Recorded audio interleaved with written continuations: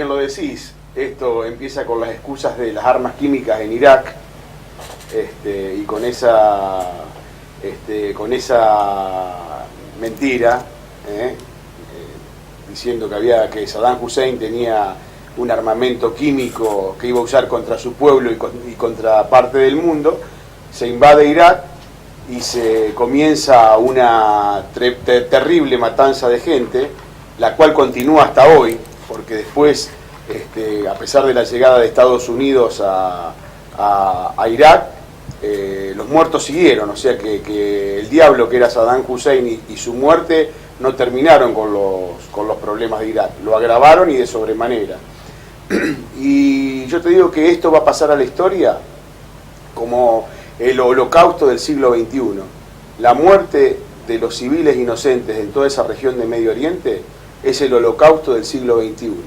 Si vos sumás los muertos de Irak, de Siria, de Yemen, de Libia, eso va a pasar a la historia y la humanidad lo va a recordar como una de las tragedias más grandes que se ha vivido en el mundo. Manuel, ¿cómo era Siria antes de que estallara esta guerra? Siria era un país en el cual se vivía muy bien. Había muy poca cantidad de pobres, la clase media era una clase media acomodada. Por eso hablan del régimen de Bashar al-Assad. Bashar al-Assad ganó las elecciones con el 80% de los votos. ¿De qué régimen nos hablan? Tengamos en cuenta que el sistema sociopolítico de toda esa región de Medio Oriente no es el que nosotros conocemos en Occidente. Nosotros le queremos exportar una democracia, nosotros hablamos de las grandes potencias, les quieren exportar una democracia que ni siquiera la pueden hacer funcionar en algunos lugares donde ellos gobiernan, y la quieren exportar a esos lugares del mundo. En Siria se vivía muy bien.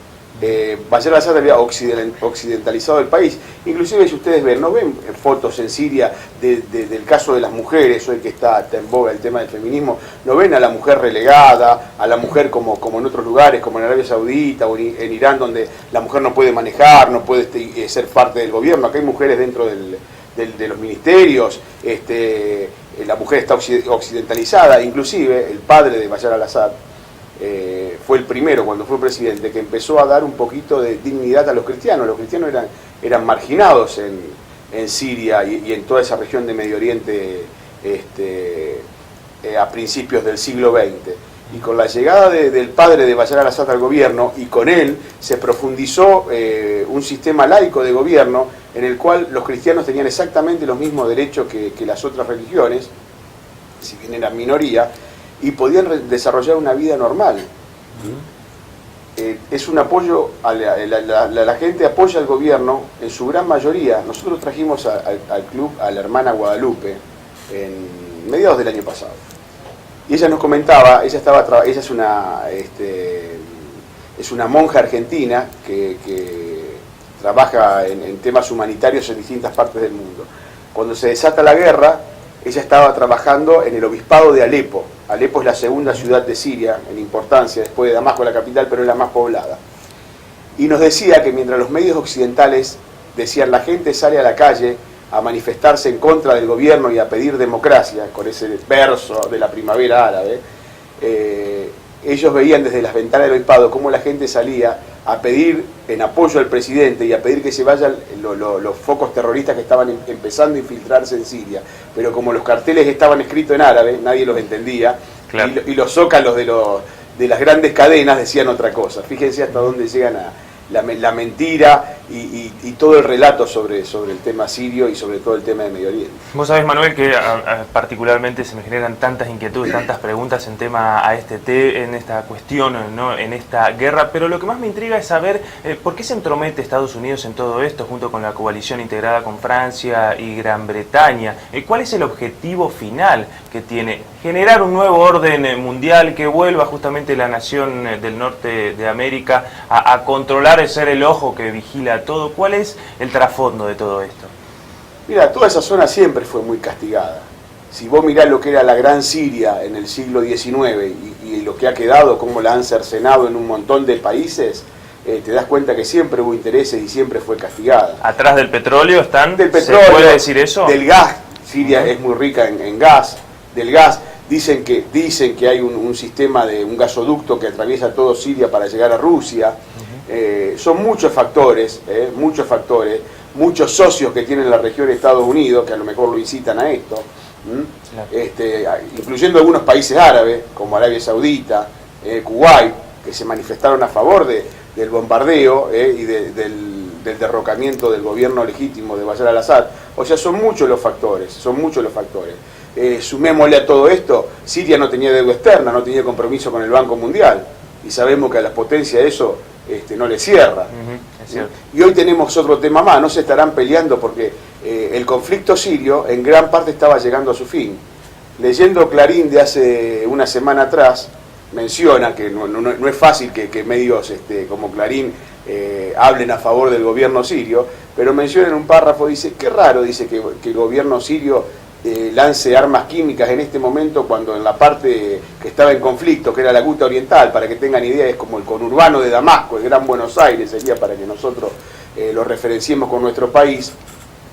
Se había terminado o se estaban terminando los focos terroristas, cada vez quedaban menos, estaban yendo los últimos contingentes porque los sacan de ahí, lo trasladan a otro lado y la gente estaba volviendo a sus hogares y a su trabajo. Y en ese momento va a tirar armas químicas para matar a su pueblo que estaba volviendo a sus hogares, algo que no concuerda. Cada vez que el conflicto sirio tiende a terminar, aparece Estados Unidos con alguna excusa para bombardear. Siempre. Síganlo y léanlo y es así. Cada vez que el conflicto sirio está por terminar, que se están terminando los focos rebeldes en determinados sectores, aparece Estados Unidos, aparece Francia, un colaborador de todos estos siniestros ataques siempre permanentes, Francia e Inglaterra, conocemos del Estado colonizador inglés que siempre entrometido en las políticas de los otros países, así que muchos pueden ser los factores. ¿Y la comunidad internacional está haciendo algo para ponerle fin a esto? Mira, se ve que mucha importancia a lo que dijera la ONU no le dieron, porque ni siquiera esperaron la resolución y atacaron igual.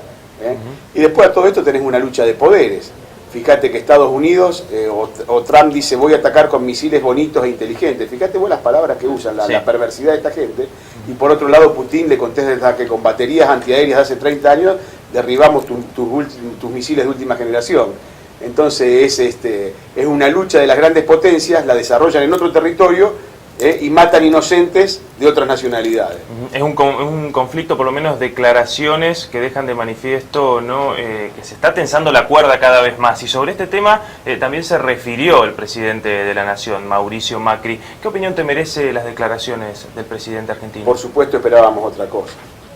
Esperábamos otra cosa del máximo mandatario del país al cual nuestros abuelos y padres vinieron a dejar su grano de arena para trabajar para este país, para engrandecer este país, y lejos de condenar el ataque perpetrado por esta coalición internacional, salimos a apoyar o a hablar del uso de armas químicas cuando todavía no estaba aprobado.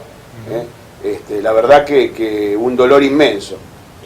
Bueno, Naciones Unidas también fue en sintonía, no rechazó los bombardeos. Sí, lo que pasa es que nuestro país en toda la historia de los conflictos bélicos internacionales tuvo una postura de neutralidad. En este caso nos desesperamos, a lo mejor esperando algún tipo de gratitud de esta gente que nunca te da nada. Así no fue en Malvinas, donde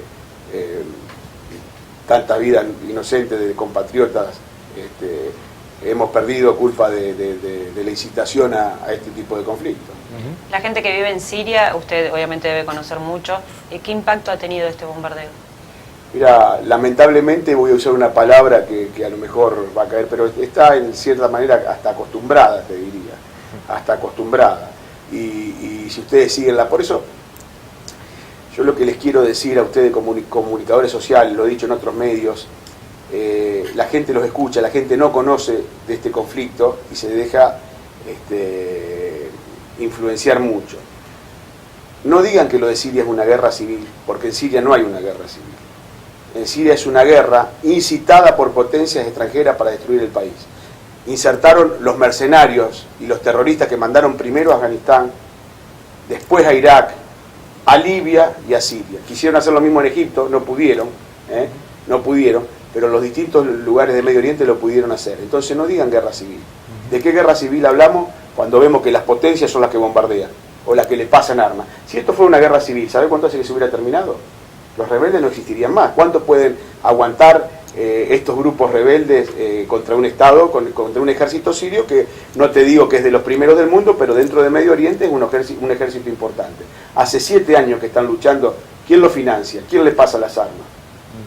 ¿Se pudo derrocar el Estado Islámico de que tanto hablan? Finalmente son estos Sí, rebeldes. lo que pasa es que también hay un montón, hay también, seamos sinceros, hay gran parte de colaboración de todos estos grupos religiosos fanáticos, porque cuando no es ISIS es toma otra denominación, pero son un montón de focos y un montón de etnias y de grupos radicalizados que contribuyen también al deterioro de toda esa zona, ¿no? Manuel, a todo esto, hay que explicar el por qué Rusia está apoyando el régimen, vos estás en contra de esa palabra, ¿no? Es que no es régimen. Por lo menos el gobierno de Bashar al-Assad están apoyando justamente esto porque fue un apoyo que se efectuó en contra de estos grupos rebeldes. De ahí nace justamente el vínculo con Rusia.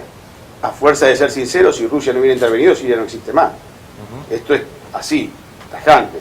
Si Rusia no interviene, prestándole armamento y apoyo logístico en todo lo que hemos visto desde el último tiempo, tal y así que cuando Rusia entra en el conflicto, Siria empieza a torcer la guerra. Claro. Si más de la mitad del país estaba tomado por todos los grupos rebeldes, financiados por Estados Unidos, Arabia Saudita y el resto. Busquen muchos nombres porque hay muchos para poner en la lista. Cuando entra Rusia, el ejército sirio empieza a torcer la batalla, hasta casi llevarla a este momento en el cual, sacando la zona norte, límite con Turquía gran partícipe también, con tantos otros acontecimientos, como fue con el genocidio armenio y muchas otras cosas, donde los turcos tuvieron gran participación. Hoy los turcos se apoderaron de un pedazo del norte de Siria con la excusa de combatir a los kurdos, que estaban en la zona de Irak, fueron desplazados, se corrieron al norte de Siria y ahí son combatidos por Turquía. Entonces con esa excusa Turquía también entra a territorio sirio, invade y tiene apoderado una fracción del norte, casi limítrofe con Alepo, la provincia que hablábamos hace un rato. Sí. Hoy te diría que es lo único que queda que no esté en manos del gobierno, que no se haya podido recuperar. Y esta parte de la Guta Oriental, que llamamos, que están en la periferia de Damasco, que son fracciones desde las cuales, pasa que la información no llega, porque yo digo una cosa, lamentablemente en todo este conflicto hemos visto que las vidas y los seres humanos que mueren, hay que ver qué nacionalidad y qué pasaporte tienen. Hicimos un montón de homenajes y minutos de silencio por los muertos del atentado en París. Condeno todo tipo de violencia y de muerte de cualquier inocente, porque esos eran inocentes también. Pero si hicimos minutos y homenajes por los muertos en París, por lo de Siria, ¿qué tenemos que hacer? Okay. Tenemos que parar el mundo por tiempo indeterminado. ¿Sí?